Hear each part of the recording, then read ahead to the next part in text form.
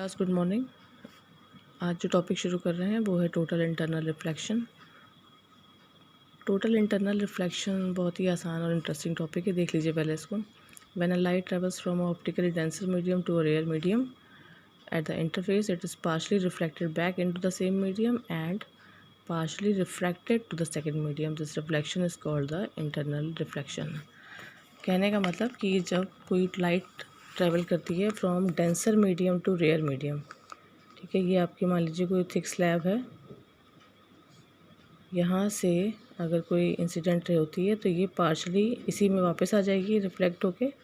ये incident ray है, ये इस पॉइंट पे गिरी, पार्शली रिफ्लेक्ट हो गई और पार्शली ये नॉर्मल है, ठीक है, और पार्शली ये रिफ्रैक्ट होगी। ये आपको पता है कि डेंसर से अगर हम रेयर मीडियम में जाते हैं तो एंगल ऑफ रिफ्रैक्शन जो है वो आपका क्या होता है, बड़ा हो जाता है, यानी नॉर्मल से दूर हटता है, आई से बड़ा होता है, ठीक है, यानी ये ऐसे होकर नॉर्मल से दूर हट जाएगी। ये आपकी रिफ्रैक्टेड रे है, ठीक है। सो यही ये कह रहे हैं कि when a light travels from a denser to rare medium the light is partially reflected into the same medium and partially refracted. This reflection is called the internal reflection. जो रिफ्लेक्ट होके उसी सरफेस में वापस आ जाता है, this is known as internal reflection. Next देखिए, अब टोटल इंटरनल रिफ्लेक्शन क्या है। When a ray of light enter from a denser to a rare medium, medium ज़रूर याद रखिएगा, from a denser to rare medium it bends away from the normal, ठीक है। ये मैंने अभी बताया आपको कि जब डेंसर से रेयर में जाते हैं तो हम नॉर्मल से दूर हो जाते हैं, यानी कि when we move from denser to rare medium,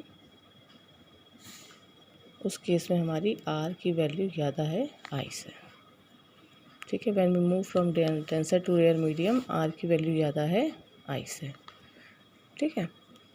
तो इस केस में हमारी जो रे है वो क्या होती है, इससे दूर हट के निकलती है, नॉर्मल से दूर हो जाती है। अब देखिए जैसे डायग्राम में ये क्या बता रहे हैं, ये देखिए डायग्राम, ये आपकी इंसिडेंट रे है AO, जो यहाँ O1 पॉइंट पे गिरी, ये इधर ये पार्शली रिफ्लेक्ट होके चली गई और ये रिफ्रैक्ट होके निकली है। डेंसर से रेयर में जा रहे हैं इसलिए वो नॉर्मल से दूर हट रही है, यानी आर की वैल्यू ज़्यादा है आई से। ये देखिए आई छोटा एंगल लग रहा है, आर बड़ा एंगल है, ठीक है।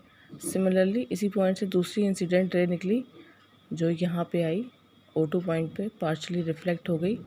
यहाँ पे जो ये एंगल ऑफ इंसिडेंस है वो इससे ज़्यादा है, ठीक है। ये एंगल दिख रहा है ना, ये एंगल जो है इससे ज़्यादा है, दैट मीन्स ये आर डैश जो है वो भी इससे ज़्यादा होगा, तो ये और नॉर्मल से दूर हट गई, ठीक है। जब ये वाला आई इस आई से ज़्यादा है तो ये वाला आर इस आर से ज़्यादा होगा, ज़्यादा होने का मतलब ये और जो है नॉर्मल से दूर आ गई। फिर थर्ड केस में देखिए, ये जो थर्ड इंसिडेंट रे आई, ठीक, ये थर्ड इंसिडेंट रे का आई इससे भी ज़्यादा हो गया, ठीक है, यानी इसके करस्पॉन्डिंग जो आर है वो इससे ज़्यादा हो गया, इतना ज़्यादा हो गया कि ये सरफेस पे ही आ गई। जो रिफ्लेक्टेड रे है ये एंगल पूरा आगे झुक के इस सरफेस पे ही आ गई, ये आपकी रिफ्लेक्टेड रे हो गई, ठीक है।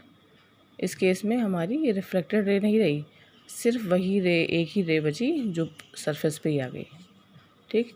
फर्दर ये फोर्थ रे है, इसका जो एंगल ऑफ इंसिडेंस है वो इससे भी बड़ा है, यानी अब आर की रे और नॉर्मल से दूर हटेगी, तो अब कहाँ जाएगी, अब उसको अंदर ही आना पड़ेगा सरफेस के अंदर।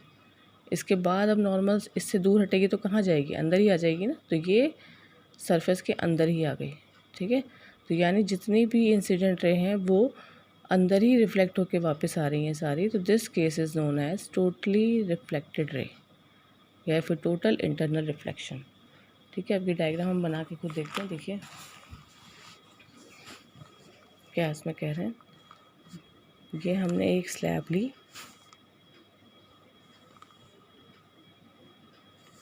ये है आपकी डेंसर मीडियम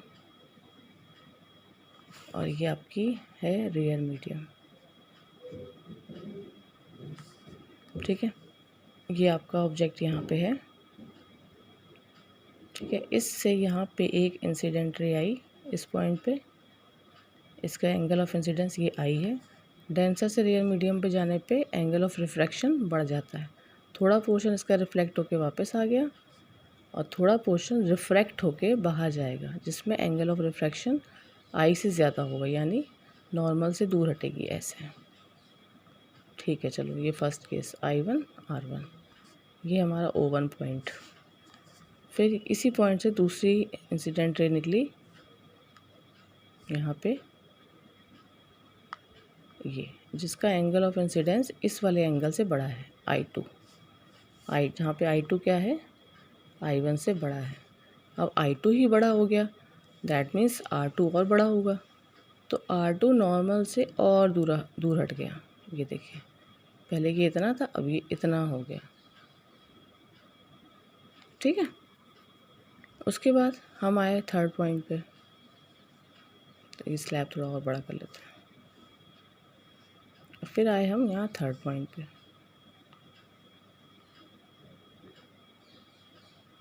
ठीक है, अब ये थर्ड पॉइंट पे ये आपका एंगल इससे भी बड़ा हो गया।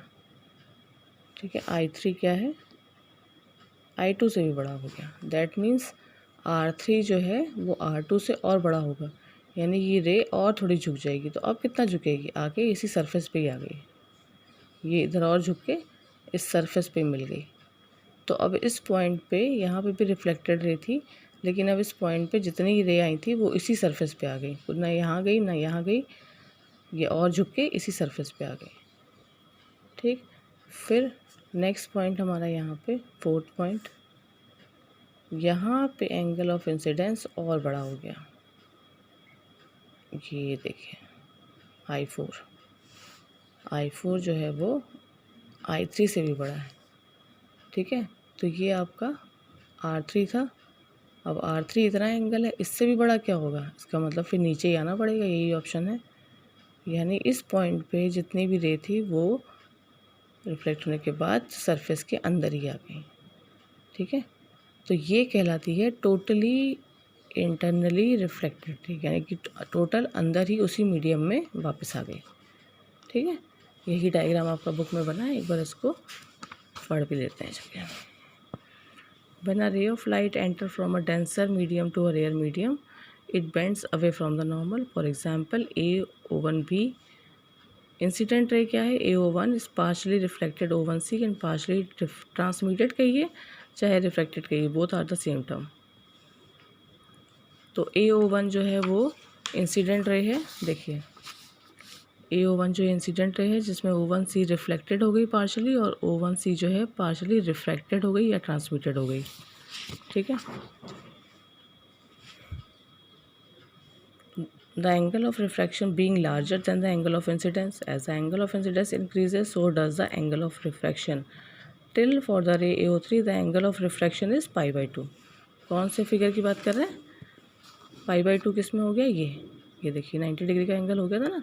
थर्ड पॉइंट पे एंगल ऑफ इंसिडेंस इतना बड़ा हो गया कि एंगल ऑफ रिफ्रैक्शन हमारा कितना हो गया, π/2।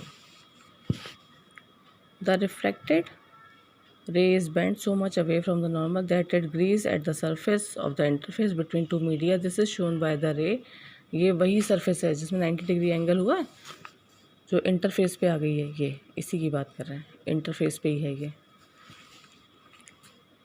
This is shown by the ray O3D। If the angle of incidence increased still further, अगर उससे भी ज़्यादा बढ़ेगा तो उस केस में रिफ्रैक्शन पॉसिबल होगा ही नहीं, क्योंकि अब रे को एंगल ऑफ रिफ्रैक्शन और बढ़ाने के लिए एक ही ऑप्शन है कि अब वो अंदर ही आ जाए। जब 90 डिग्री का हो गया, इसके बाद अगर I4 और बड़ा होगा तो इसके पास क्या ऑप्शन बचेगा बढ़ाने के लिए, उसको अंदर ही आना पड़ेगा। तो फिर in that case refraction is not possible and the incident ray is totally reflected. This is called total internal reflection. When light gets reflected by a surface, normally some fraction of it gets transmitted. The reflected ray, therefore, is always less intense than the incident ray, howsoever smooth the reflecting surface may be. In total internal reflection, on the other hand, no transmission of light take place. ठीक है, in total internal reflection on the other hand no transmission of light, मतलब कोई भी reflection नहीं हो रहा है। Totally internally reflected का मतलब जितनी आ रही है वो उसी सरफेस में भले ही दो मीडियम हो लेकिन वो बाहर नहीं जाएगी, अंदर ही होके टोटली अंदर ही रिफ्लेक्ट हो जाएगी। This phenomena is known as total internal reflection. Angle of incidence जब इतना बड़ा हो जाए कि एंगल ऑफ रिफ्रैक्शन 90 डिग्री से भी बड़ा हो जाए, उस केस में रेज़ जो हैं रिफ्रैक्टेड होकर बाहर नहीं निकलती, अपोजिट उसके सारी रेज़ अंदर ही रह जाती हैं। This phenomena is known as totally internal refraction. The angle of incidence corresponding to an angle of refraction 90 degree is called critical angle. जब ये कंडीशन आपकी आ जाती है, जब ये कंडीशन आ गई कि एंगल ऑफ रिफ्रैक्शन 90 डिग्री हो गया, तो ये एंगल क्या कहलाता है? This is known as critical angle.